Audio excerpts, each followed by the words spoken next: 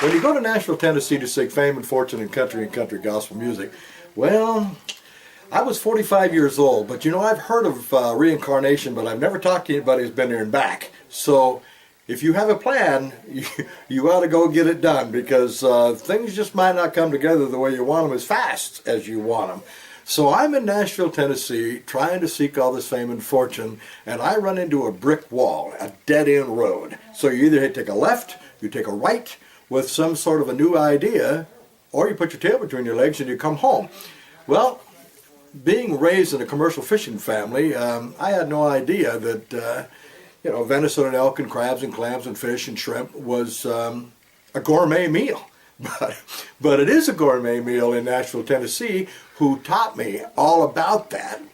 So one night I brought smoked salmon backstage at the Opry and gave it to an acquaintance, because I didn't know anybody when I went to Nashville, and I had a $1,500 cashier's check that no bank in Nashville would cash. So between the dressing room of Roy Acuff and the green room in the hallway backstage at the Grand Ole Opry, I gave Brent some smoked salmon just to try, because I knew he loved to fish and he sure loved to eat. Big old guy, big guy.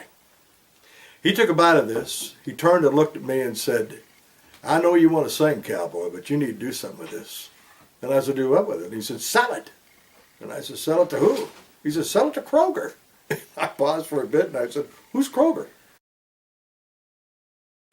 And he fell through his socks. I had no idea that Kroger was the largest grocery chain in the nation, this $90+ billion company.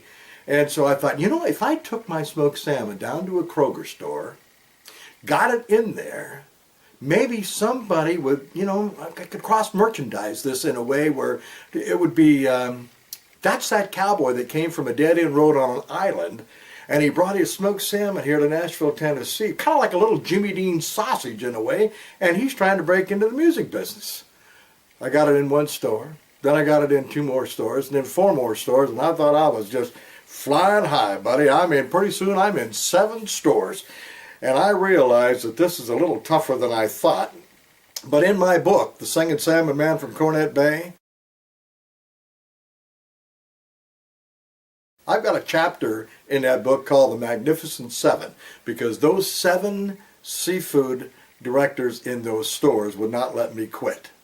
And thank God they didn't, because after all of this, over 26 years, Kroger has private labeled 7 of our seafood dips and spreads, and those 2 dips now are throughout the Kroger regime.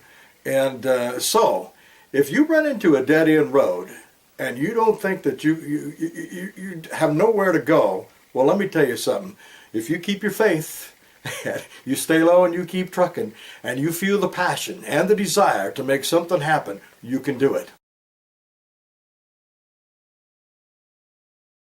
And I can tell you all about it at a speaking engagement, and this is what I do. I will tell you the story.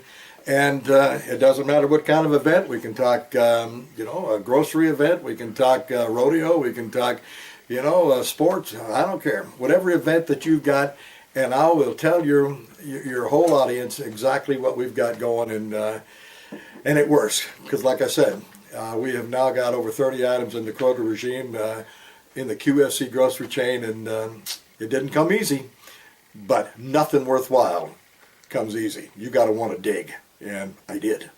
And this is what we do. So invite me, I'll come, and I'll guarantee you will be entertained. We're going to have a good time. And on occasion, during one of my speaking engagements, everybody will walk away with one of my books. And you will have a good time, and we'll stay in touch, and we'll laugh, and we'll carry on, and we'll have a good time. You will be entertained. Thanks, and I'll talk to you later. And then